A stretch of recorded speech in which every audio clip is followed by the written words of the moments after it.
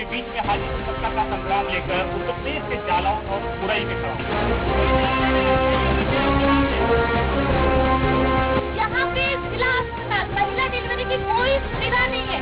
प्रसव करने के प्रसव के लिए मेडिकल कॉलेज इतना बड़ा बना हुआ है, लेकिन यहाँ पे महिलाओं की डिलीवरी नहीं होती, उसको बाहर रेफर कर दिया जाता है। ये बड़ा सवाल है।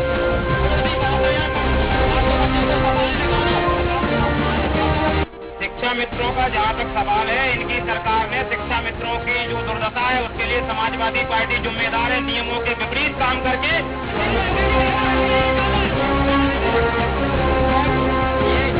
मेरे हस्बैंड पे क्या चक्कर थी, मुझ पे तो नहीं थी ना। मेरे नाम पे प्रॉपर्टी क्यों थी जब बीजेपी सरकार में? बताएं, जवाब दें।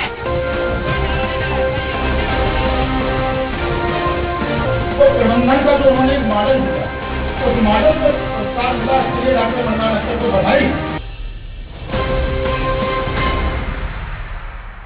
बनाइए हर पल खास सुमित ज्वेलर्स के साथ, जहां मिलती है नई सौगात हर परचेज के साथ। सुमित ज्वेलर्स, हम गढ़ते हैं विश्वास। फिर आपके बीच में हाजिर सत्ता का संग्राम लेकर उत्तर प्रदेश के जालौन और उरई में खड़ा हूं।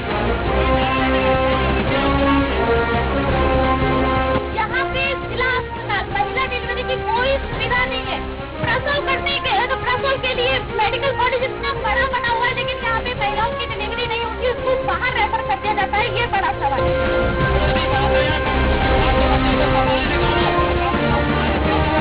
शिक्षा मित्रों का जहाँ तक सवाल है, इनकी सरकार ने शिक्षा मित्रों की जो दुर्दशा है उसके लिए समाजवादी पार्टी जिम्मेदार है। नियमों के विपरीत काम करके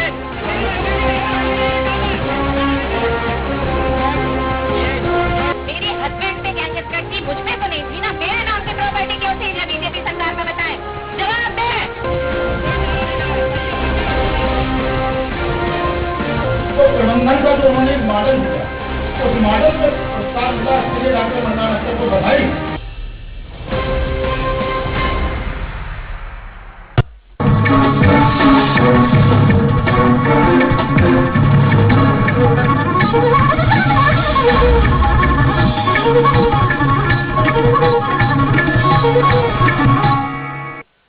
आरंभ है प्रचंड बोल मस्तकों के झुंड, आज जंग की घड़ी की तुम गुहार दो।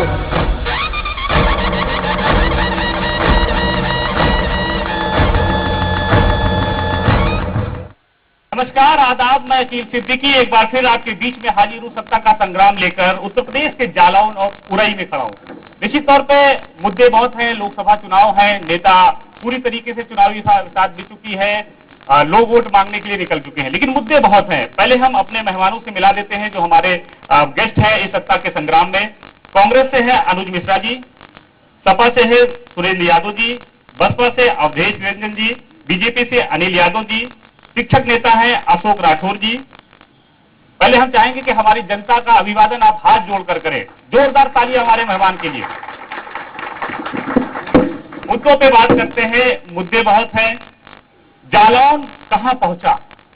देश आजाद हुआ, जालौन कहां पहुंचा? कितना विकास हुआ? विकास को लेकर वोट होगा या किस और मुद्दे को लेकर होगा? पहले हम मुद्दे की बात कर लेते हैं। जिस तरह मुद्दा है, सबसे बड़ा मुद्दा जालौन का अगर देखा जाए तो एक हाथी खड़ी है यहाँ पर मेडिकल कॉलेज, जिसका विकास आज तक नहीं हो पाया। मुलायम सिंह यादव ने दिया था बुंदेलखंड को 3 जगह दिया था, जिसमें देखा जाए तो जालौन का भी रहा। जालौन में नीरो सजन नहीं रहते थे, इसको लेकर 2002 की सरकार आई। बांदा, कन्नौज और जालौन में एक साथ ये बनवाया गया था। 500 बेड का है, 500 स्टूडेंट एमबीबीएस यहाँ पर है, प्रैक्टिस कर रहे हैं। उसके साथ भी अगर बात करें, मरीज अगर नाम को दिया जाए तो केवल 5 मरीज आते हैं। जिला हॉस्पिटल है, चल रहा है, लेकिन बुंदेलखंड का सबसे बड़ा मेडिकल कॉलेज जालौन का बंद पड़ा हुआ। ये बदनसीबी है यहाँ की। अगर कोई डिलीवरी अगर किसी महिला का होता है तो झांसी जाना पड़ता है या जिला या कोई प्राइवेट हॉस्पिटल जाना पड़ता है। उसके अलावा अगर बात करें हम शिक्षा का, दूसरा मुद्दा है शिक्षा को लेकर कोई बहुत बड़ा काम यहाँ पर नहीं हुआ है। अगर शिक्षित की बात करें, सबसे कम रहे हैं। 25 पहले जाए अगर हम, तो वहां पर जब यहाँ पे फैक्ट्रियां लगी तो जब बड़ी बड़ी कंपनियां जब हायर कर रही थी तो शिक्षित नहीं मिल रहे थे, तो दिल्ली से आके इंजीनियर टॉप करके जो इंजीनियर आए थे उनको रखा गया था। यहाँ पर केवल लेबरों को लिया गया था। ये स्थिति यहाँ पर है। 50 साल पहले यहाँ पर ITI आई, दुर्भाग्यपूर्ण वो वैसे की वैसी पड़ी हुई है। उसके बाद यहाँ पर 25 साल पहले पॉलिटेक्निक आई, उसकी भी व्यवस्था जैस की तैस पड़ी हुई है, किसी नेता ने उसका हाल नहीं पूछा है। दूसरी अगर तीसरा मुद्दा हम देखें तो रोजगार को लेकर सबसे बड़े मुसीबत यहाँ है, लोगों को बाहर जाकर रोजगार करना पड़ रहा है। चौथे मुद्दे की अगर हम बात करें तो किसान को लेकर है, इम्पोर्ट एक्सपोर्ट हो रहा था वो रुक गया, अच्छे दाम नहीं मिल रहे किसानों को, इसको लेकर किसान यहाँ के परेशान है। पांचवा मुद्दा अगर हम बात करें तो बुंदेलखंड पानी की मार से बहुत झेलता है, नहरें होनी चाहिए वो नहीं यहाँ हो पाई, सिंचाई को लेकर किसान परेशान रहे हैं। किसानों की अगर बात करें हम तो जो परमानेंट जो व्यवस्था होनी चाहिए वो नहीं हो पाई। यहाँ पर सरकार स्पेशल पैकेज बुंदेलखंड के नाम से यहाँ देती है, लेकिन किसानों के लिए टेम्परेरी हैंडपंप दे दो, नलकूप लगवा दो, उसी से व्यवस्था चल जाती। कोई बढ़िया या नहीं कि नहर को काट के छोटी छोटी नहरें बना दी गई हो कि परमानेंट व्यवस्था हो जाए। कई मुद्दे और हैं, इस पर हम बात करेंगे। पहले हमारा सवाल रहेगा बीजेपी से। बीजेपी के सांसद भी यहाँ है, केंद्र में भी सरकार है और उत्तर प्रदेश की भी सरकार है, किसानों को लेकर कितना काम हुआ? उत्तर प्रदेश सरकार जब से आई है किसानों को लेकर सबसे पहले आते ही हमारी संवेदनशीलता देखिए, 36,000 करोड़ रुपए का किसानों का कर्जा माफ हमारी सरकार में हुआ। पिछली अखिलेश सरकार ने गेहूं की खरीद 6 लाख मीट्रिक टन की थी, हमारी सरकार ने आते ही एक ही वर्ष में 36 लाख मीट्रिक टन गेहूं खरीदा, दूसरी साल में 52 लाख मीट्रिक टन गेहूं खरीदा। और इसके अतिरिक्त अभी हमारी केंद्र की सरकार ने किसानों को 6,000 रुपए देकर उनको सपोर्ट देने का काम किया है। किसानों के प्रति हम संवेदनशील है। और जहां तक आप पानी की बात कर रहे हैं, अभी हमारे प्रधानमंत्री झांसी के अंदर आए थे और 9,000 करोड़ रुपए की पेयजल परियोजना का शिलान्यास यहां से करके गए हैं। और इतना ही नहीं तो बुंदेलखंड के विकास के लिए हम कितने संवेदनशील हैं। देश में 2 ही डिफेंस कॉरिडोर स्वीकृत हुए, उसमें हम एक बुंदेलखंड में लेकर के आए हैं। डिफेंस कॉरिडोर बनाने का काम हमारी सरकार बुंदेलखंड में करेगी, तो वही बुंदेलखंड को विकास से कनेक्ट करने के लिए हम इटावा से लेकर चित्रकूट तक बुंदेलखंड एक्सप्रेसवे का निर्माण हम कर रहे हैं अपनी सरकार में। और इतना ही नहीं, हमारी राज्य सरकार ने बुंदेलखंड विकास बोर्ड का गठन भी किया है। तो ऐसे तमाम सारी चीजें हैं, चाहे सड़कों को ले लीजिए, आप देख रहे होंगे पिछले यहाँ की अगर विकास की बात करें तो 5,000 करोड़ रुपए की लागत से हमने पावर ग्रिड बनाने का काम यही सोमई के अंदर किया है, यहाँ से 10 किलोमीटर की दूरी पर। पिछले 10 वर्षों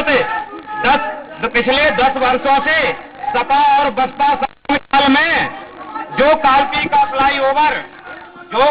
का फ्लाईओवर पिछले 10 वर्षों में सपा और बसपा के शासनकाल में जो कालपी का फ्लाईओवर बंद पड़ा हुआ था, उसको हम बिल्कुल सहमत नहीं। ये और आप तो खुद देख रहे होंगे सारा 2 साल के अंदर कितना बड़ा काम हो चुका है। 2 साल में महंगाई होगी, इतना ज्यादा काम न हुआ होता वहाँ पे। आज काम पूरा हो चुका है, वहाँ थोड़ा सा बस चालू होने वाला है। ये समाजवादी सरकार का काम है, ये अपना काम गिराते हैं। आप सहमत हैं? ये वादा करने वाले लोग हैं। 2014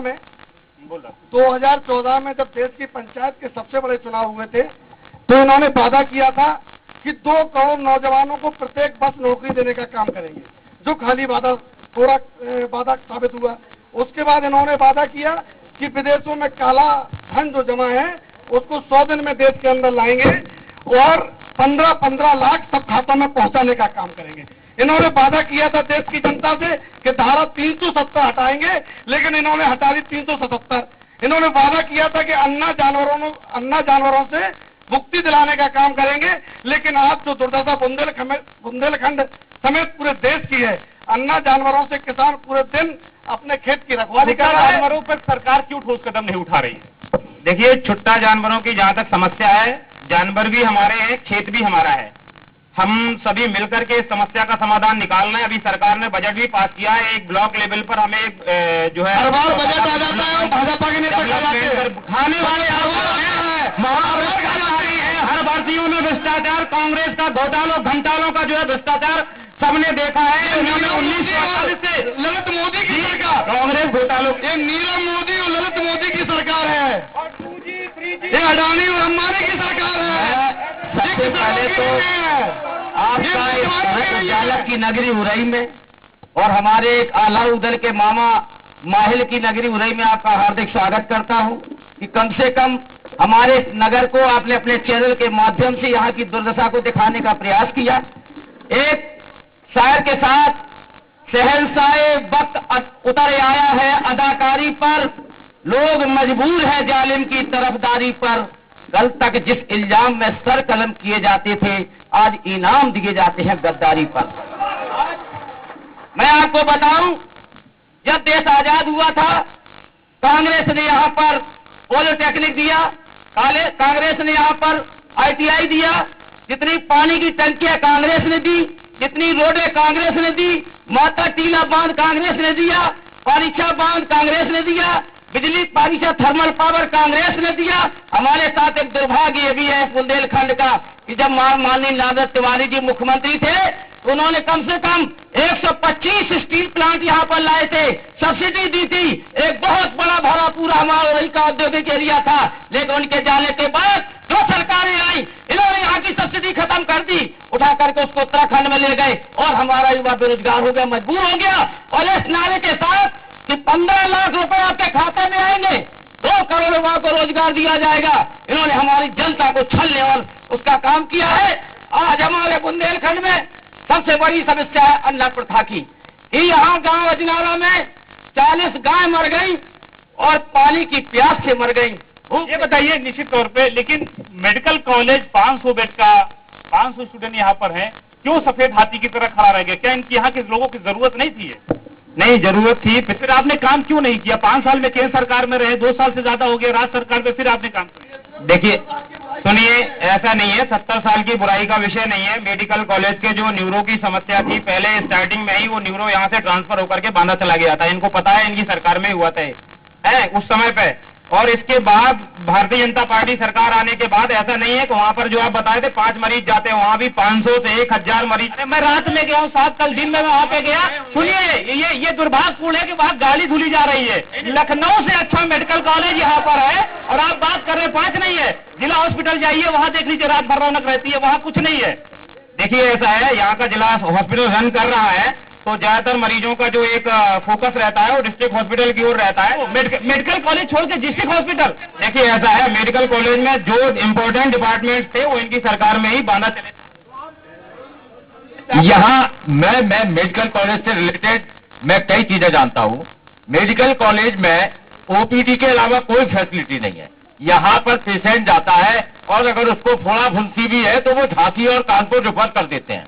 उनके पास ना तो कोई बजट आ रहा है या सरकार नहीं दे रही है, ये मेडिकल कॉलेज का प्रिंसिपल बताएगा या ये सत्ताधारी बताएंगे। इन्होंने बताया कि किसानों की समस्या, मुझे अभी तीसरा पानी, मैं किसान भी हूँ, मुझे अभी तीसरा पानी गेहूं में लगाने को नहीं मिला। मेरा गेहूं लेवी में रिजेक्ट हो गया और मैं उसको बेच नहीं पाया। ये मेरी किसान की हैसियत से पीड़ा है। रहा विकास का सवाल, तो यहाँ पर प्रदेश सरकारें समाजवादी पार्टी और बहुजन समाज पार्टी के सामने जो विकास हुआ है उसके बाद यहाँ पर एक बुनियाद भी नहीं रखी गई है। का पीता काट रहे हैं अभी तक। आज पानी को लेकर काम क्यों नहीं हुआ यहाँ? देखिए ऐसा है, वो उनकी समस्या नहीं, गठबंधन की समस्या है ना। वो किसान की हैसियत से यहाँ पर खड़े हैं, वो गठबंधन के प्रतिनिधि के नाते यहाँ पर रिप्रेजेंट कर रहे हैं। ये कोई किसान की बात करने वाले नहीं। आम ओपिनियन आप लेंगे पब्लिक में तो उसे पता है किसानों के लिए भारतीय जनता पार्टी सरकार ने काम किया है। मैं भाजपा वालों की बात से बिल्कुल सहमत नहीं हूँ। दूसरी बात यह है, इन्होंने कहा कि हम चौकीदार हैं। हम कहते हैं कि हमारे गांव में चलो, खेतों की रखवाली करो। तुम किसानों को 6000 देने की बात करते हो, 2000 भी किसी एक किसान के आए होंगे, हम 12000 देंगे। किसानों कह रहे हैं 12000 देंगे, हमारे खेतों की रात में रखवाली करिए। हम इनकी बात से, ये झूठे जुमलों के लोग हैं, इनकी बात से बिल्कुल सहमत नहीं है 1%। किसानों की खेतों की रखवाली तो खुला जानवर कर ही रहे ना। किसानों की खेतों में, तभी तो किसान यहाँ आत्महत्या कर रहा है। यहाँ कई हजार किसानों ने आत्महत्या कर ली। यहाँ जो एक के पास नहर थी, यहाँ की सड़कों की दुर्दशा देखिए। जो गांव का आदमी कह रहा है, यहाँ का सांसद 21 साल से यहाँ पर सांसद है, किसी गांव में घुसता है तो उसी पर डस्ट फैल जाती, धूला उड़ा दी जाती है। मौजूदा सांसद ने 18 करोड़ निधि खर्च नहीं कर पाए, क्यों?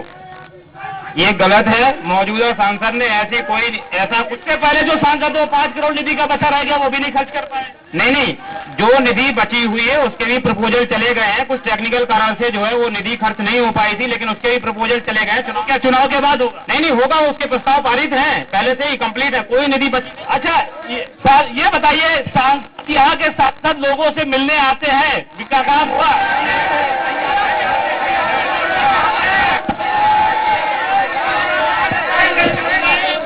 नहीं आते, कभी नहीं। कहाँ रहते? कभी नहीं, पता लापता है वो तो पता ही नहीं है। चुनाव के टाइम याद आता है। कॉर्नल को दिखाई नहीं देंगे वो? उनकी आंखें नहीं है क्या? देखते नहीं, देखना नहीं चाहते। और ये जो 18 करोड़ आप घाटा बोल रहे हो ना, बिल्कुल गलत है। 2 साल जब समाजवादी यहाँ पे, हाँ 2 साल स्टार्टिंग के जो समाजवादी पार्टी की सरकार थी ना,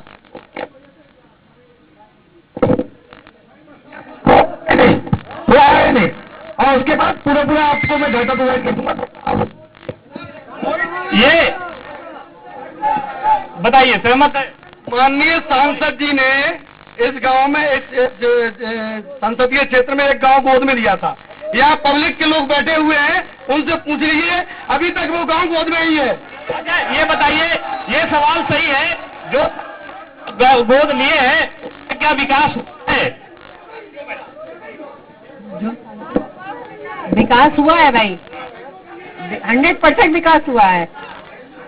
किसानों का विकास हुआ है, गांव की यहाँ की जनता का जो सड़क है, गांव से लेके शहर को जोड़ने वाली सड़क, सारी सड़कें बनके तैयार हो गई हैं।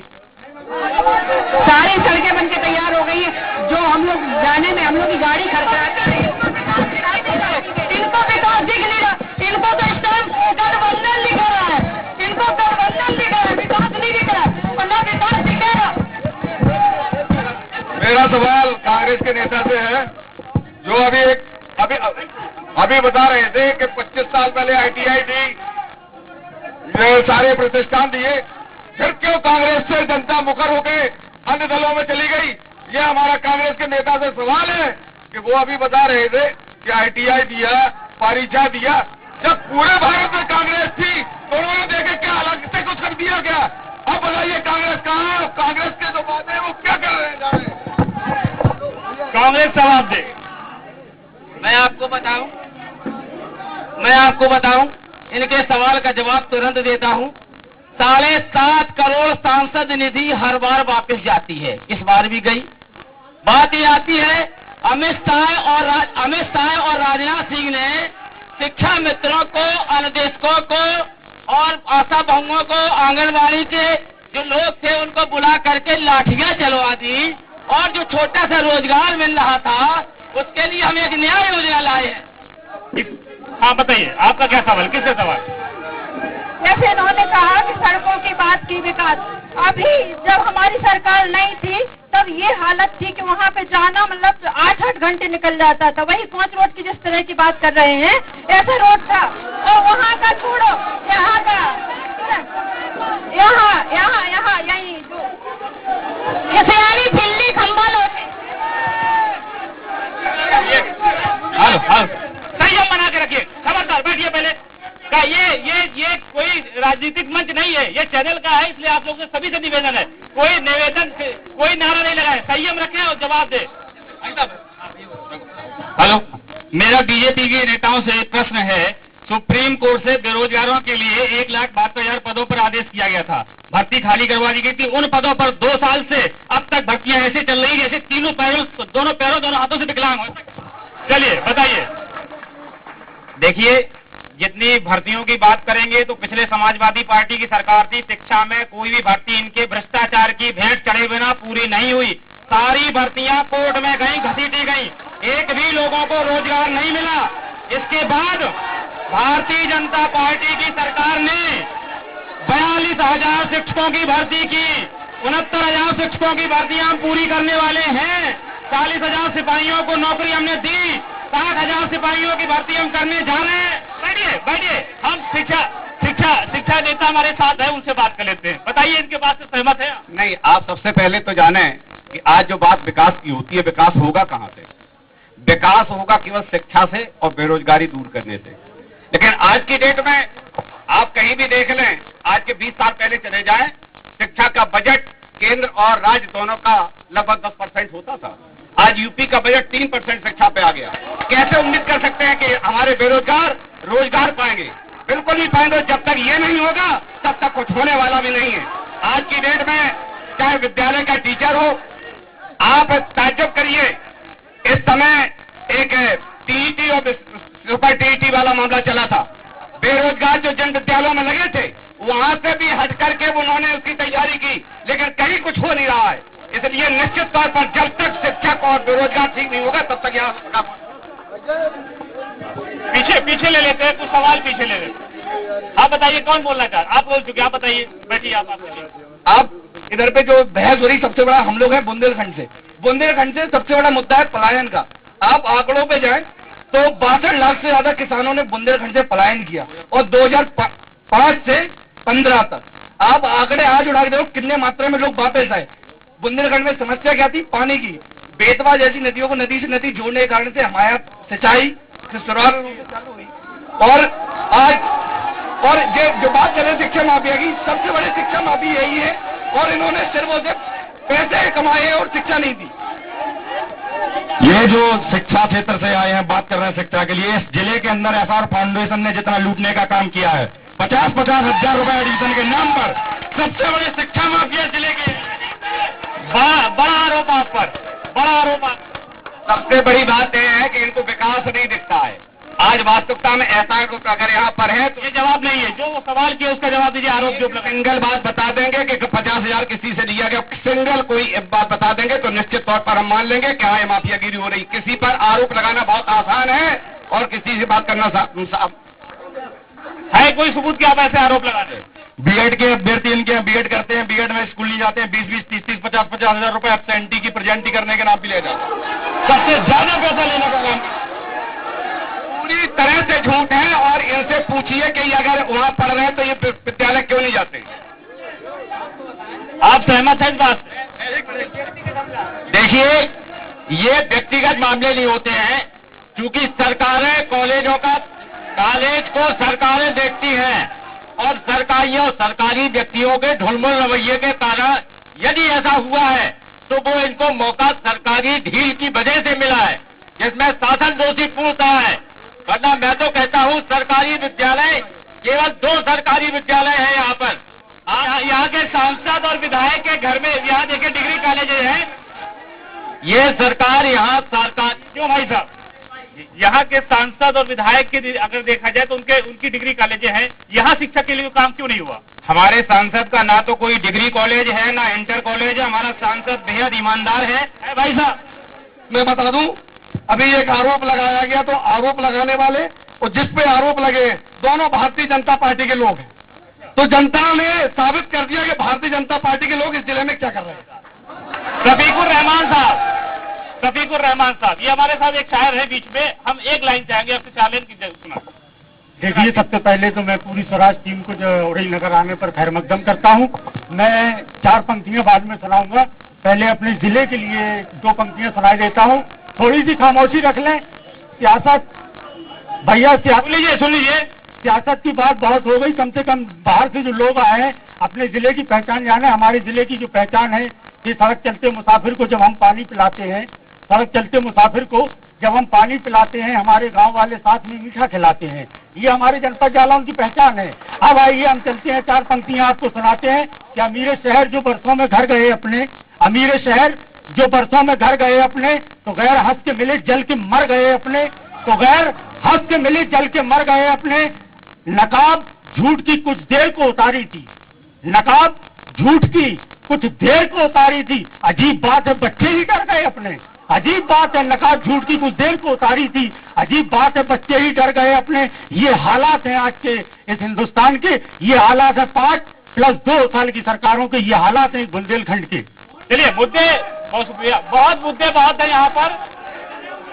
सुन लीजिए, मुद्दे बहुत है। हमारे साथ हमारी सहयोगी वंदना जी है। मैं चाहूंगा कुछ सवाल उनके भी हो जाए, उसके बाद फिर वापस आते हैं, फिर आपसे बात। शुक्रिया अखिल।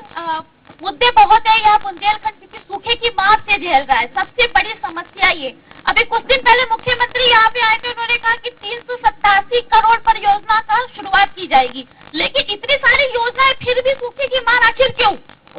ये इनसे भी पूछिए जिन्होंने 13 साल तक बुंदेलखंड को प्यासा और तड़पा कर रखा है, समाजवादी और बसपा सरकार के लोगों से।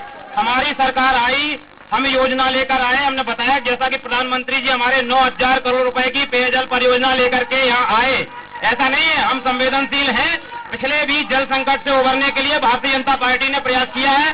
पिछले 1.5 वर्षों में 2 वर्षों में जो भाजपा की ओर से प्रयास हुआ, इनकी सरकारों की ओर से कोई प्रयास नहीं हुआ है। देखिए, 10 साल से तो है ना, अभी केंद्र में भी सरकार है, यूपी में भी सरकार है, 10 साल से सांसद है, क्यों नहीं हुआ? 10 साल से केंद्र में सरकार नहीं है, 5 साल से मोदी जी की सरकार है और 5 साल से हमने जो विकास की प्लानिंग बुंदेलखंड के लिए की है, ये सभी लोग जानते हैं, यहाँ की जनता जानती है, इसे बताने की आवश्यकता नहीं है। सारे लोग जानते हैं इस चीज को कि बुंदेलखंड के विकास के प्रति भारतीय जनता पार्टी कितनी संकल्पित है। युवाओं से, यहाँ के लोगों से पूछते हैं कि कितना विकास की बात करते हैं, मुद्दा विकास का है, कितना विकास हुआ आप लोग? सबसे बड़ा मुद्दा बेरोजगारी की है। 2007 से लगातार तीनों पार्टियों की पूर्ण बहुमत की सरकारें रही हैं। भर्तियां आई, कोर्ट में फंसी, आज भी भर्तियां आ रही हैं, कोर्ट में फंस रही हैं। इनका कहना है कि इस सरकार में भर्तियों में भ्रष्टाचार नहीं। 68,500 भर्ती में भ्रष्टाचार हुआ, 69,000 भर्ती अभी भी कोर्ट में निलंबित है। 29 मार्च को ऑर्डर आ गया है, इनकी सरकार, इनके अधिकारी अभी तक डबल बेंच में चैलेंज नहीं किए हैं, सो रहे हैं। यहाँ लेते हैं छोटा सा ब्रेक, आप बने रहिए, सत्ता का संग्राम देखते रहिए। है प्रचंड ओल मस्तकों के झुंड, आज जंग की घड़ी की तुम हार दो।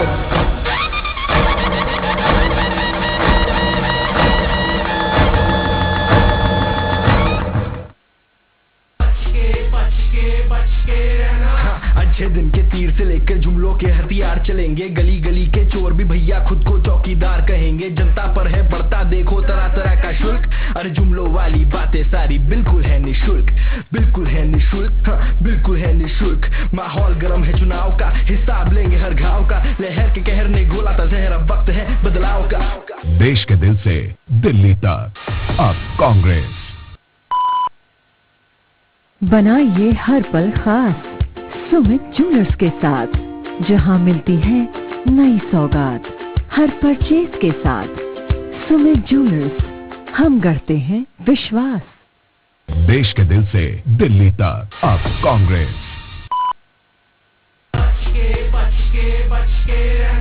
अच्छे दिन के तीर से लेकर जुमलों के हथियार चलेंगे, गली गली के चोर भी भैया खुद को चौकीदार कहेंगे। जनता पर है बढ़ता देखो तरह तरह का शुल्क, अरे जुमलों वाली बातें सारी बिल्कुल है निशुल्क, बिल्कुल है निशुल्क, बिल्कुल है निशुल्क। माहौल गर्म है चुनाव का, हिसाब लेंगे हर घाव का, लहर के कहर ने घोला था जहर, अब वक्त है बदलाव का। देश के दिल से दिल्ली तक अब कांग्रेस।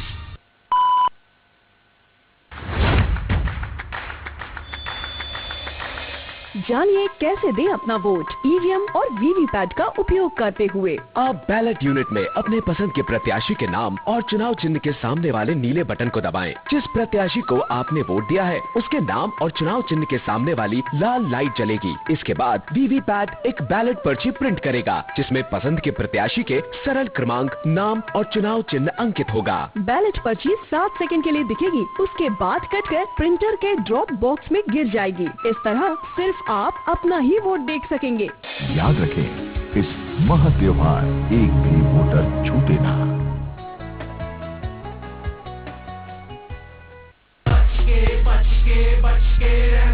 अच्छे दिन के तीर से लेकर जुमलों के हथियार चलेंगे, गली गली के चोर भी भैया खुद को चौकीदार कहेंगे। जनता पर है बढ़ता देखो तरह तरह का शुल्क, अरे जुमलों वाली बातें सारी बिल्कुल है निशुल्क, बिल्कुल है निशुल्क, बिल्कुल है निशुल्क। माहौल गर्म है चुनाव का, हिसाब लेंगे हर घाव का, लहर के कहर ने घोला था जहर, अब वक्त है बदलाव का।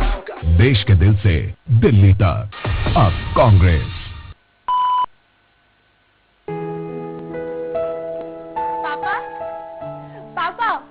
रोहन भैया का फोन आया था, वो बता रहे थे कि शादी के लिए उन्होंने टिकट्स बुक करा दी है माँ, वो भी ऑनलाइन। अच्छा, टिकट्स आ गई? हाँ। लेकिन कितने बजे की ट्रेन है? पापा ट्रेन तो है 10 बजे की, लेकिन हम जाएंगे कैसे? उस दिन तो इलेक्शन है, हम इतनी जल्दी कहाँ फ्री हो पाएंगे? अरे बेटा, इस बार सुबह सुबह वोटिंग शुरू हो जाएगी। निर्वाचन आयोग के द्वारा वोटिंग का समय सुबह 7 बजे से शाम 6 बजे तक कर दिया है, ताकि ज्यादा से ज्यादा मतदाता अपनी सहूलियत के अनुसार मतदान कर सके और लोकतंत्र के इस महापर्व में अपना योगदान दे सके। अरे वाह पापा, मतलब 7 बजे वोटिंग करो और 10 बजे ट्रेन पकड़ लो, ये बढ़िया रही। बिल्कुल बेटा, अब तो तैयारी करो, वोटिंग की भी और शादी में जाने की भी। याद रहे, इस महा त्योहार एक भी वोटर छूटे ना।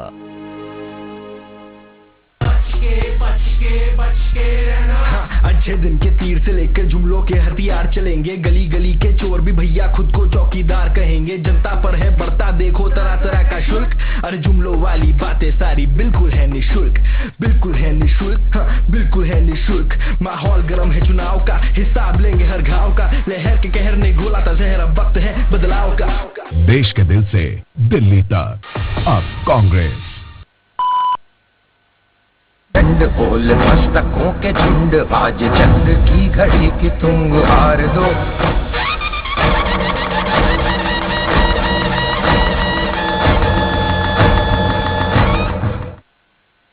ब्रेक के बाद एक बार आपका फिर से स्वागत है सत्ता के संग्राम में। आप देख रहे हैं जालौन के उरई से मुद्दा। हम मुद्दों पे बात करेंगे। क्या उरई को क्या चाहिए, मुद्दा वाकई है क्या?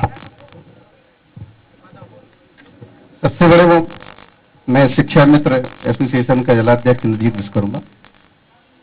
विकास की बात जनपद जालौन की सबसे बड़ी बात तो यह है कि सब जनता को यहाँ जो बुनियादी सुविधाएं मिलनी चाहिए, सबसे पहली बात तो यह है स्वास्थ्य की।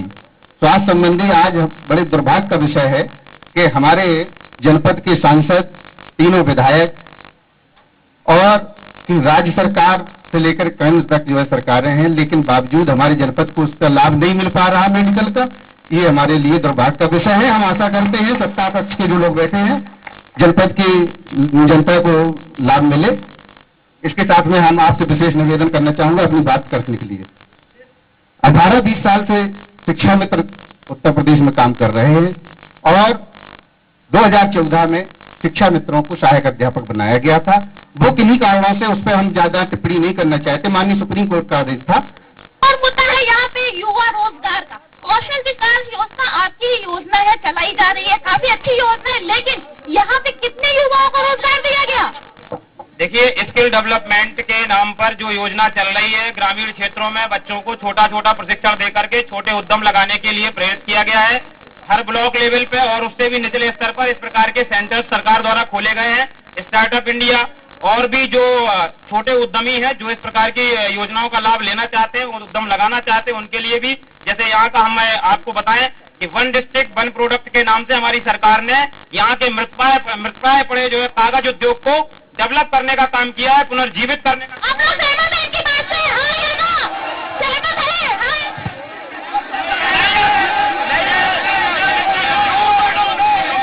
कोई सहमत नहीं है, कोई सहमत नहीं है। सपा से एक सवाल। इस सरकार की सिर्फ 2 ही योजना बहुत फेमस हुई। एक बेरोजगार नौजवानों के लिए पकौड़ा योजना, दूसरी जो बैंकों से फाइनेंस कराएं उन उद्योगपतियों के लिए भगौड़ा योजना। ये सरकार लगातार नौजवानों को गुमराह करने का काम कर रही है। कभी चौकीदार बना देती है, कभी कहती है पकौड़ा बना लो, कभी कहते हैं नाले से गैस बना लो। निश्चित रूप से हिंदुस्तान नौजवानों का देश है और आज नौजवान बेरोजगारी की ठोकरें खा रहा है। इसके हालात आपके सामने हैं। चलिए, यहाँ पे जो युवा है उनसे पूछते हैं कि वो कितना खुश है, उनको कितना रोजगार मिला है। मेरा सवाल है यहाँ पर गठबंधन से भी और भारतीय जनता पार्टी से भी। सुनिए ना प्लीज शांति सुन लीजिए। जेन्युइन क्वेश्चन है हमारा। आपके पास भी आएंगे, पहले इनकी बात सुन लेते हैं।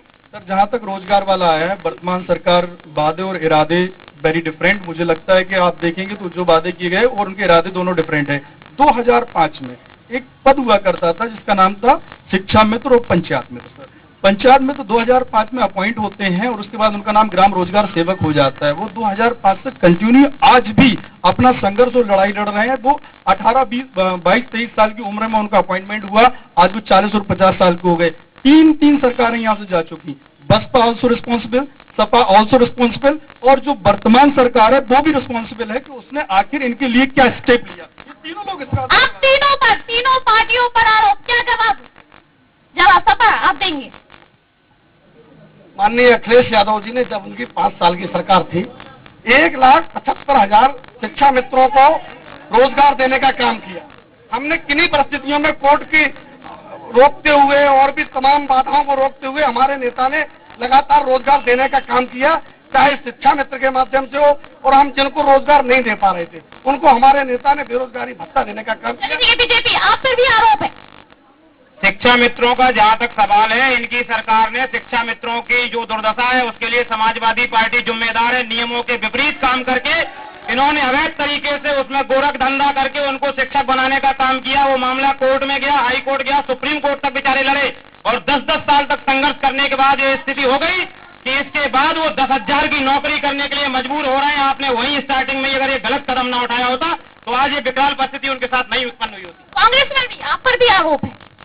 हमारे ऊपर आपका आरोप तो गलत है, इसलिए आरोप उन पर लगाइए कि आखिरकार हमने मनरेगा दिया।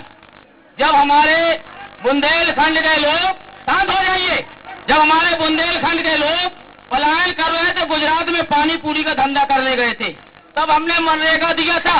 इसके बाद जैसे तैसे उभर पाए थे, पलायन करके लोगों के आए और यहाँ पर नोटबंदी हमारे ऊपर थोप दी गई। नोटबंदी क्या थी? अंबानी और अडानी का डीजल और पेट्रोल बिक रहा था। नोटबंदी क्या थी? यहाँ पर साध्वी प्रज्ञा ठाकुर कौन है? हार्दिक पटेल चुनाव नहीं लड़ सकता है, साध्वी प्रज्ञा ठाकुर चुनाव। क्या हो रहा है इस देश का? देश में क्या है? डॉक्टर मनमोहन सिंह का हेलीकॉप्टर चेक हो सकता है और नरेंद्र मोदी का हेलीकॉप्टर चेक करने वाला एक IPS, AIS उसको सस्पेंड कर दिया। नेताजी, यहाँ पे हम जमीनी जो मुद्दे हैं हम उसकी बात कर रहे हैं। ठीक है, विकास हुआ, मेन मुद्दा है, जिले का विकास हुआ, रोजगार मिला, किसानों की समस्या खत्म हुई, सिंचाई के लिए पानी मिला, मेन समस्या ये, इसकी बात हम कर रहे हैं। जनता राजनीति ना करे, जनता राजनीति ना करे, क्या समस्या है? जैसे सपा के नेता ने ये कहा है कि हमने शिक्षा मित्रों का समायोजन किया, उसी टाइम हम लोग यहाँ पे B.Ed किए थे, ग्रेजुएट थे, TET पास थे, तो हम लोगों से क्या दुश्मनी थी इनकी, जबकि हम उस पद के लिए योग्य थे। लेकिन उन्होंने टाइम हमारा तिरस्कार किया और एक जो इंटर पास अयोग्य था उसको नौकरी दी है। और जिसका दंश आज ये है कि आज तक हम लोग सुप्रीम कोर्ट, हाई कोर्ट में लड़ रहे हैं। इस दुर्दशा के लिए सबसे पहले बसपा गवर्नमेंट जिम्मेदार है। 2011 में यूपी टेट कराया, 4 बार रिजल्ट बदला गया, आनंद मोहन सचिव बर्खास्त हुए, फिर उसी 72,000 पर आपके बच्चे को सफा नहीं निकाला, हजारों ड्राफ्ट के नाम पे पैसा रख लिया, अब तक कोई वापस नहीं आया। ये जिम्मेदार यही दोनों लोग हैं। फिर आज ये शुरुआत हो रही है, माननीय योगी जी कहीं कम से कम शुरू तो कर रहे हैं। 18,500 कैसे भी निकाली 6 महीने में, आज तक कोई भर्ती इतनी जल्दी नहीं हुई। निकाली ये योगी ने निकाली, सुप्रीम कोर्ट का ऑर्डर है उसके तहत भरी गई, इन्होंने योगी ने निकाला। मैम, ये जो ये वैकेंसी निकाली है, ये कोई भी बीजेपी गवर्नमेंट ने नौकरी नहीं निकाली, इसमें तो सुप्रीम कोर्ट का आदेश था और सुप्रीम कोर्ट के गाइडलाइन के अनुसार जो भी 69,000 वैकेंसी वर्तमान में चल रही है उसमें भी बीजेपी सरकार का ढोल रवैया है। न तो वो सरकार हमको डॉल बेंच ले जाना चाहती है और इलेक्शन के बाद हम लोगों को भी बाहर करवा देना चाहती है। और जो भी B.Ed गाइडलाइन रहे वो भी NCTT ने गाइडलाइन रही है कि B.Ed वालों को प्राइमरी में अंदर किया जाए। सबसे बड़ा मुद्दा यहाँ पर जो यहाँ पर मेडिकल कॉलेज खड़ा हुआ है, सफेद हाथी बना हुआ है। दूसरी बात, यहाँ पे कोई डॉक्टर नहीं है, यहाँ रेफर सेंटर बना हुआ है, यहाँ पे एक्सीडेंट होते हैं, एक्सीडेंट होने के बाद लोग सीधे लखनऊ कानपुर झांसी रेफर होते हैं और जाने कितना आदमी यहाँ एक्सीडेंट मर रहा है। नंबर 1, नंबर 2 हमारे खास तौर से जो मुख्यमंत्री जी ने कई योजनाएं स्वास्थ्य संबंधी लाए थे, जिसमें उन्होंने ट्रामा सेंटर लाए थे। तो अस्पताल के अंदर आप अभी चले जाइए, मेन गेट बंद कर दिया, पीछे वाला गेट खोल दिया, ट्रामा सेंटर हो गया। जबकि ना तो वहाँ ट्रामा सेंटर खोला, ना वो इमरजेंसी है। यहाँ पे सबसे बड़ी स्वास्थ्य की, पानी की और बिजली की और भी लोग हैं और लोगों से भी बात कर लेते हैं, सबको मौका मिलना चाहिए।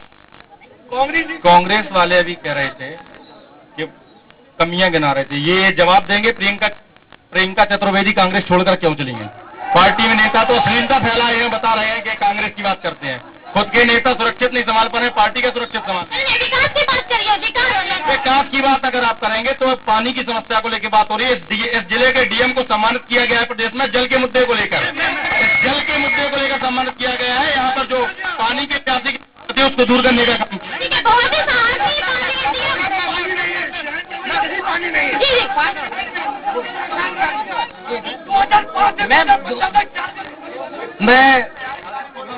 मैं तीनों पार्टी से सवाल करता हूँ। हमारे यहाँ मुझे शिक्षा मित्र और B.Ed से कोई मतलब नहीं, हम भी B.Ed वाले हैं।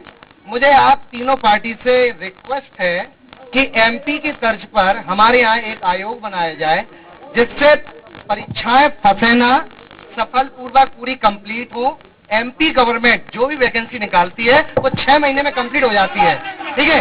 आपके अपने उत्तर प्रदेश में भर्ती का विज्ञापन आता है तो वो सुप्रीम कोर्ट तक पहुंचता है, ऐसा क्यों? ये सवाल किसका? मुझे तीनों पार्टी सवाल। ये अहम मुद्दा है, ये आप बीजेपी, आप इसका जवाब दीजिए। जी निश्चित ही ये भाई ने जो विषय उठाया है और इनका जो सुझाव है वो बहुत स्वागत योग्य है। हमारी सरकार इन दिशा में प्रयास भी कर रही है, हम इनके सुझाव का सम्मान करते हैं और निश्चित तौर पर इनकी बात को सरकार के समक्ष रखेंगे। लेकिन इससे पहले ध्यान देने योग्य बातें ये है कि जो भी पिछली सरकारें रही हैं, ज्यादातर मामले कोर्ट के समाजवादी पार्टी की सरकार में, बहुजन समाज पार्टी की सरकार में गए हैं। हमारी सरकार में भर्तियों में कोर्ट में जाने का इनकी जो पेंडेंसी है, लेकिन 10 साल से क्यों नहीं समाधान हुआ? ये समाधान चूंकि जिनको करना था उन्होंने भ्रष्टाचार करके उन भर्तियों को लटकाया। आज जैसे जैसे जब कोई भर्ती किसी सुप्रीम कोर्ट या हाई कोर्ट में चली जाती है तो कोर्ट के थ्रू ही उसका समाधान निकलेगा। हम न्यायिक व्यवस्था में सम्मान करते हैं, न्यायिक व्यवस्था का सम्मान करते हैं। जो भी कोर्ट आदेश करेगा उसका भारतीय जनता पार्टी की सरकार अनुपालन कराने का प्रयास करेगी। हमारे साथ एक हास्य कवि भी यहाँ बैठे हुए हैं, वो कुछ कहना चाहते हैं, बोलिए। हाँ, मेरा ये कहना है कि अगर कोई भी मुद्दा आता है तो मौजूदा सरकार पिछली सरकारों पर डालती है, पिछली सरकार पिछलों पर डालती है, अगलों पर डालती है। इसका मतलब ही इनकी कोई गलती नहीं है, सिर्फ पब्लिक की गलती है जो इन्हें चुनती रहती है। अभी पेयजल की बात हो रही थी तो पेयजल की बात जहाँ तक है, जब चुनाव आया तभी इनकी आंख खुली। 5 साल से ये स्टो गए थे, 5 साल से याद नहीं था कि पेयजल बुंदेलखंड को चाहिए। मैं कहना चाहता हूँ, मैं किसी पार्टी की बात नहीं कर रहा, मैं कहना चाहता हूँ कि उन्हें हमारी चाह नहीं है तो हमको भी परवाह नहीं है। और 5 साल को पति चुना है, परमानेंट निकाय नहीं है। सत्ता से रोटी की आस मत करना, निष्ठुर से न्याय की बात मत करना। और ये घोषणाएं हैं जो हर चुनाव में होती हैं, इन घोषणाओं पर कभी विश्वास मत करना। ठीक है, यहाँ पे कुछ महिलाएं भी हैं, हम महिलाओं से भी बात करते हैं यहाँ की कानून व्यवस्था को लेकर, डिग्री कॉलेज को लेकर, शिक्षा को लेकर। बताइए क्या नाम? मैं शिखा दुबे, बुंदेलखंड क्षेत्र की मीडिया प्रभारी हूँ और मैं इस जिले में जब से आई हूँ मैं लगातार देख रही हूँ ये मेरे भाई लोग बोल रहे हैं कि विकास की बात तो करते हैं पर महिलाओं के सम्मान की बात क्यों नहीं करते हैं। बताइए, पहले मायावती बहन जी की जब सरकार थी तो बहन जी की सरकार में आजम खान या नजमुद्दीन महिलाओं को लेकर क्यों मुद्दा बनाते हैं? क्या नारी का कोई सम्मान नहीं है? आप विकास की बात करते हो, नारी के सम्मान की बात क्यों नहीं करते? क्या आपके घर में माँ बहन बेटी नहीं है? जयप्रदा जी के लिए इतना गलत मुद्दा उठाया गया, क्या आप में से कोई बोला? ठीक है, जिस तरह से उन्होंने कहा कि हमारे सांसद ने कुछ नहीं किया, लेकिन हमारे सांसद ईमानदार है ना, उनके पास कोई ऐसा मुद्दा है। ईमानदारी से इन्होंने सब कुछ यहाँ के सांसदों ने अपना अपना सब कुछ बनाया है। हमारे गुंडों की छाती पे बहन जी कहती थी, चढ़ गुंडों की छाती पे और मोहर लगाओ हाथी पे। कहीं चली गई बहन जी गुंडों के पास, आज तो गुंडों के पास। आप कह रही है, एक सेकंड, आप कह रही है आपके सांसद से, आपके सांसद अच्छा काम कर रहे हैं, बहुत बढ़िया, लेकिन उसके पास घर भी नहीं है। मेरे सांसद के पास घर नहीं है तो क्यों खफा है? जनता क्यों खफा है? आपके सांसद से क्यों खफा है? बताइए। आप ये बताइए, मुद्दों की बात करते हैं, आज बिजली विभाग का देख लीजिए, बिजली सपा कार्यकाल में 4-5 डिस्ट्रिक्टों में आती थी, 22 घंटे 24 घंटे। बुंदेलखंड में अन्य जिलों पे नहीं आती थी, आज 24 घंटे बिजली आ रही है। ये कौन कर रहा है? सब लोग शांत होंगे, बोलिए। सुनाई नहीं देगा ना? सुनाई देगा, आप अपनी बात बोलिए। देखिए, महिलाओं की सम्मान की बात है तो किसी पार्टी में आप ये नहीं कह सकते कि इस पार्टी में महिला का सम्मान है या इस पार्टी में नहीं है। अभी ये जो उन्नाव में रेप हुआ था, रेप कांड में आज विधायक जी जो फंसे हुए हैं, ये बीजेपी सरकार के हैं। तो आप महिलाओं की सम्मान की बात तो किसी सरकार में कर ही नहीं सकते। रही ये बात कि देखिए, मैं खुद की बात करती हूँ, मैं किसी भी व्यक्ति की बात नहीं कर रही। बीजेपी सरकार में मेरी पूरी प्रॉपर्टी सीज है। मेरे हस्बैंड पे गैंगस्टर थी, मुझ पे तो नहीं थी ना। मेरे नाम की प्रॉपर्टी क्यों सीज है बीजेपी सरकार में? बताएं, जवाब दें। ठीक है, और भी महिलाएं, उनसे भी बात कर लेते हैं। और भी महिलाएं हैं मैडम, उनसे भी बात करती है। सुरक्षा व्यवस्था की बात क्या कहेंगे? हमारे यहाँ महिलाएं सबसे ज्यादा सुरक्षित है जब से बीजेपी सरकार आई है। इसके पहले कभी महिलाएं सुरक्षित नहीं थी। आजकल हम लोग रात को आराम से निकल सकते हैं, पहले नहीं निकल सकते थे। महिला सुरक्षा बहन जी, ये भाजपा के लोग या नरेंद्र मोदी जी इस समय पूरे देश में राष्ट्रवाद की बात कर रहे हैं, तो ये भाजपा के जो यहाँ नेता खड़े हुए हैं वो कृपया ये बता दें कि इस देश में राष्ट्रवाद की अवधारणा कब से पैदा हुई, कब पैदा हुई, उसका उदय कैसे हुआ, ये बताएं कि राष्ट्रवाद में इस देश में राष्ट्रवाद का उदय कब हुआ। ये सवाल बीजेपी नेताजी, ये सवाल का जवाब आप देंगे, जनता आपसे इस सवाल का जवाब चाहती है, बताइए। देखिए, जहां तक वो राष्ट्रवाद की बात कर रहे हैं, राष्ट्रवाद कोई क्षणिक उदय होने वाला विषय नहीं है। उनको ये समझना चाहिए, राष्ट्रवाद व्यक्ति के हृदय में होता है, इसको व्यक्त करने की आवश्यकता नहीं होती। आप कहीं न कहीं सशंकित हैं, आपके मन में कहीं न कहीं खोट है, इसलिए आपने राष्ट्रवाद का विषय उठाया है। जो भी राष्ट्रवादी है कभी ये प्रदर्शित नहीं करता कि हम राष्ट्रवादी हैं, हम राष्ट्रवादी हैं। कहीं न कहीं इनके मन में संशय बना हुआ है, इसलिए इस प्रकार के विषयों को यहाँ पर उठाया जा रहा है। ठीक है, ये कुछ कहना चाहते हैं, बताइए। देखिए, राष्ट्रवाद का जहां तक सवाल है, राष्ट्रवाद सबसे पहले इंसानियत को बरकरार रखता है, और जब हमारे देश में इंसानियत बचने लगे तो किस बात का राष्ट्रवाद होता है। दूसरी चीज, वो इंसानियत को कलंकित अगर किया जाएगा, इंसानियत को कलंकित करने वाले व्यक्ति को जनता कभी माफ नहीं करेगी। करने वाले कभी हृदय की बात नहीं करते, मन और हृदय ऊपर नीचे के पहलू हुआ करते हैं विज्ञान में, ये मैं जानता हूँ। हाथ की निकली हुई बात अलग होती है, मन की बात सिर्फ हवा में पैदा होती है। मुद्दों पे गुमराह करते हैं मन की बात करके, यही इनका काम है। मैम थोड़ा सा 1 सेकंड का समय चाहेंगे। जनता से मन की बात, जनता से मन की बात और उद्योगपतियों से धन की बात। भारतीय जनता पार्टी का पुराना नारा है, भारतीय जनता पार्टी का पुराना नारा है कि मुद्दों को बदलते चलो। जब आप राष्ट्रवाद की बात करेंगे तो ये विकास की बात करेंगे, आप विकास की बात करेंगे तो ये महिलाओं के सम्मान की बात करेंगे, आप महिलाओं के सम्मान की बात करेंगे तो ये कानून व्यवस्था की बात करेंगे।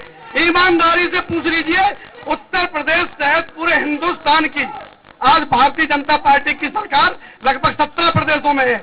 आज हिंदुस्तान कानून व्यवस्था के मारे में विश्व में कौन से स्थान में है, ये मैं भारतीय जनता पार्टी की। चलिए ठीक है, बहुत मुद्दे हैं, अभी और भी सवाल है, काफी विकास की बात करती है, लेकिन एक बड़ी समस्या पर भी हम बात कर लेते हैं। यहाँ पे जिला अस्पताल महिला डिलीवरी की कोई सुविधा नहीं है। प्रसव करने के प्रसव के लिए मेडिकल कॉलेज इतना बड़ा बना हुआ है, लेकिन यहाँ पे महिलाओं की डिलीवरी नहीं होती, उसको बाहर रेफर कर दिया जाता है, ये बड़ा सवाल है। जी, जैसा कि मैंने आपको पहले ही बताया कि इनकी सरकारों में जो भी विभाग थे वो क्यों ट्रांसफर हुए। जब मेडिकल कॉलेज बना था तो सारे विभाग, कहीं न्यूरोलॉजी बांधा तो कहीं आखिर ये ऐसा क्यों हुआ। आपने पिछले 5 वर्षों में हॉस्पिटल बना करके खड़ा कर दिया, आपने व्यवस्था क्यों नहीं दी। हमारी सरकार व्यवस्था दे रही है, लेकिन ये दुर्भाग्यपूर्ण है, पिछले 4 साल में 5 साल में 5 बार प्रिंसिपल बदले गए इसके। ये आखिर क्यों हुआ ऐसा। 5 साल में 5 बार प्रिंसिपल बदले, परमानेंट कोई सीएमएस या मेडिकल कॉलेज को मिला नहीं। ये इसके लिए दोषी कौन है। सरकार चला रहे थे, इन्होंने मेडिकल कॉलेज खड़ा किया।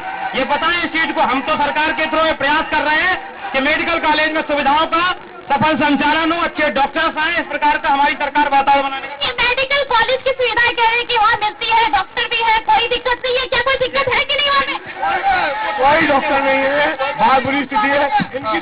कम से कम समाजवादी सरकार ने तो मेडिकल कॉलेज दिया। मैं बीजेपी वालों से पूछना चाहता हूँ, इन्होंने क्या 2.5 साल से सरकार है, 2.5 साल से सरकार है, डॉक्टर अभी तक क्यों नहीं आए। ये मैम सफेद झूठ है, क्योंकि मेरे क्यों नहीं आए। सरकारी अस्पताल में राम मंदिर, राम मंदिर आइए। 2.5 साल से सरकार है, डॉक्टर अभी तक क्यों नहीं आए। 2014 के घोषणा पत्र देख लीजिए। राम मंदिर। ठीक है, बहुत लोग हैं, बहुत जनता जनार्दन नाराज है, चाहे बीजेपी हो चाहे गठबंधन हो, और किसी से नाराज है, क्योंकि विकास है, मुद्दा विकास यहाँ नहीं हुआ। बीजेपी का नारा है सबका साथ सबका विकास। सबका विकास हो रहा है? नहीं, इस समय में सबका विकास है। क्या करते हैं आप? हम करते क्या है, हम तो किसान हैं, मजदूर हैं। इस समय हमारे जो देश में प्रधानमंत्री की जो सरकार चल रही है, ये प्रधानमंत्री ने जितने भी वादे सर समाज के लिए किए, ये झूठे वादे निकले हैं। ये हिंदू विरोधी है, ये मुस्लिम विरोधी है, ये बैकवर्ड विरोधी है, अल्पसंख्यक विरोधी है। इनको कोई मन नहीं रह रहा है, ये तो अपना मन का धन करना चाहते हैं। जैसे क्या मोदी चाहे जिसके घर में घुस जाते हैं। उज्ज्वला योजना का लाभ आपने लिया या नहीं? नहीं, हमें कोई योजना का लाभ नहीं मिला है, किसी भी चीज का लाभ नहीं मिला है आज तक।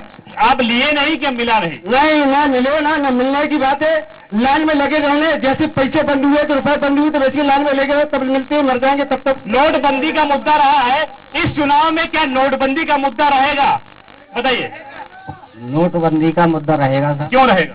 क्योंकि गरीब आदमी का सबसे ज्यादा नुकसान हुआ है, उसमें मजदूरी में पैसा नहीं बदल पाया है और वो मजदूरी में पैसा नहीं मिला, उसको बहुत बड़ी दिक्कत हुई है नोटबंदी से। ये मुद्दा बहुत बड़ा मुद्दा है नोटबंदी। आप क्या करते हैं भाई?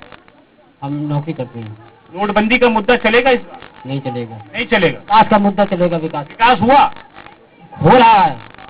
हम ये कहाँ हो रहा है? कहाँ हो रहा है? कहीं नहीं हो रहा है। बात तो केवल हवा हवाई है, कहीं विकास नहीं हो रहा है। ये झूठे वादे हैं ये बस। कहाँ हुआ विकास? हाईवे बन रहा है ना, हाईवे बन रहा है और गौशाला। हाँ, आपका बहुत बहुत स्वागत हमारे जिले में आए। हमारा क्वेश्चन ये है कि इस सरकार में सबसे बड़ी खामी ये है कि इनसे अगर कोई क्वेश्चन पूछो तो हम देशद्रोही हो जाते हैं। ठीक है, कोई भी इनसे विकास की बात करे। पहली ऐसी सरकार है कि 5 साल का अपना हिसाब न देने के बजाय विपक्ष पे और सब पे आरोप लगा रही है। आप एक चीज बताइए कि 2014 का मैनिफेस्टो उठा के देखिए, 2014 का मैनिफेस्टो उठा के देखिए, एक भी वादा पूरा नहीं हुआ। न 2 करोड़ नौकरी, न 15 लाख रुपए, कोई भी आप बात उठा के देख लिए, सिर्फ बजाय जुमलेबाजी और जुमलेबाजी। देखिए अभी, हाँ, मैं काफी देर से सुन रहा हूँ। सबसे पहले मेडिकल का मुद्दा उठाया गया यहाँ पे। ठीक है, लोगों के स्वास्थ्य के बारे में अगर किसी गवर्नमेंट ने सोचा ना तो केवल मोदी सरकार है। एक मिनट साथ जाना। अरे भाई साहब, आपके ना करने से कुछ नहीं हो रहा ना, ना करने से कुछ नहीं हो रहा। आयुष्मान लाभार्थियों की लिस्ट में आपको दूंगा। ठीक है, 65,000 आयुष्मान लाभार्थी है जिले जिले में। जालौन जिले में 65,000 574 लाभार्थी है। अभी एक दूसरा और मुद्दा यहाँ पे किसानों का मुद्दा है। अगर किसानों के मुद्दे पे हम किसान नेता से बात कर लेते हैं, ये हमारे बीच में किसान नेता भी हैं, हम आपसे जान लेते हैं किसानों को लेकर उत्तर प्रदेश सरकार से लेकर केंद्र सरकार ने कितना काम बुंदेलखंड के लिए किया, आपके जिले के लिए? ये हिंदुस्तान कृषि प्रधान देश है और इस हिंदुस्तान का चुनाव कृषि पर आधारित होना चाहिए और जो मैनिफेस्टो लेकर के आते हैं उस मैनिफेस्टो के आधार पर चुनाव होना चाहिए रख करके। चाहे शिक्षा हो, चाहे जो व्यवस्था हो। आखिर फीस तो जब किसान के घर से निकलेगा पैसा तभी तो बच्चे पढ़ेंगे, तभी तो रोजगार की तरफ जाएंगे। पढ़ाने को फीस नहीं किसान के पास।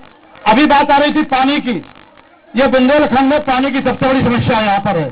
अभी रबी की फसल का काम निपट गया है। यहाँ पर पानी का अब अगला सीजन पीने की पानी की लड़ाई शुरू होने वाली है। कृषि के पानी की बात बेमानी है, पीने के पानी की बात शुरू होने वाली है। यहाँ पानी की बड़ी समस्या यहाँ पर है। मुद्दा है सर, बेरोजगारी का मुद्दा है सर। हमारी बात यह है, हमारी 2016 में बीपीएड बेरोजगार की 25,022 जो वैकेंसी निकाली गई थी सर, उसमें 23 मार्च को बीजेपी सरकार बनने के बाद उस पर रोक लगा दी गई थी सर। हम लोग सब कोर्ट की शरण में गए, सिंगल बेंच का ऑर्डर हुआ है सर। ये सिंगल बेंच के ऑर्डर के बाद और ये डबल बेंच का ऑर्डर हुआ है सर। ये बीजेपी सरकार जो हमारी भर्ती क्यों नहीं कर रही है, ये कहते हैं अगर कोर्ट का निर्णय हम स्वागत करते हैं, ये कोर्ट के आदेश के बाद हमारी भर्ती नहीं कर रहे हैं, इसका क्या मतलब है सर? ये योगी जी क्या कोर्ट से बड़े हैं क्या? न्यायपालिका सबसे ऊपर है। आप कोर्ट का ऑर्डर है फिर भी नहीं मान रहे। भाई साहब क्यों नहीं मान रहे? क्यों नहीं मान रहे? कोर्ट का ऑर्डर है। इनके कट ऑफ का मामला फंसा हुआ था। कट ऑफ निर्धारित करने के लिए जो बीएड बेरोजगार, जो बीएड आज बात कर रहे हैं इसकी, इनके कट ऑफ का मामला था, कोर्ट में था। कोर्ट से जैसे ही आदेश हो जाएगा, इनका डबल बेंच में भी गया था मामला, जैसे ही इसका हो जाएगा, हमने 69,000 भर्ती की पूरी प्रक्रिया कंप्लीट कर ली है और निश्चित तौर पर अगर इनके फेवर में आता है तो भर्ती के समय बहुत कम है। एक मुद्दे पे आते हैं। आप थोड़ी माइक, आप बताइए क्या? आप थोड़ी माइक। हम एक बात ये बोलेंगे कि बात किसी भी पार्टी की हो, चाहे वो मोदी हो, चाहे अखिलेश भैया हो, चाहे कोई भी हो, चाहे सुरेंद्र नौकरी भैया हो, लेकिन महिलाओं की बात हमारे अनुज भाई ने बोली है, तो हमारी बहन मायावती के साथ जब गैस कांड हुआ था तो किसने बचाया था? हमें इसका जवाब चाहिए। हमारी बहन मायावती के साथ गलत हुआ था, मैं बोलना चाहती हूँ सबसे, मेरी बहन मायावती के साथ गलत हुआ था, उसको किसने बचाया था? वो तो गठबंधन में चली गई ना। नहीं, क्यों चली गई सभा में? महिलाओं से बार बार बोले, डार्लिंग बोले, कुछ भी बोले, मेरी बहन मायावती के साथ गैस कांड किसने बचाया था?